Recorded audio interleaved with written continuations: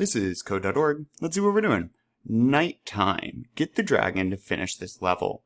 Add an event so that the knight moves, this dude I guess, towards the dragon when the left arrow is clicked. Okay.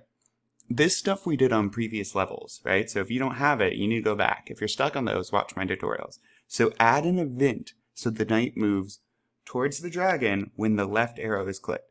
An event is in code is like this. This is an event.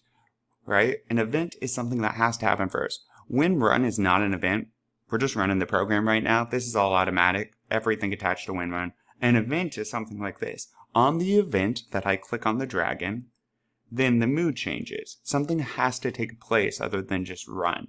So now they want an event, add an event so that the knight moves towards the dragon when left arrow is clicked. Oh, and look, they have a left arrow right here. Okay.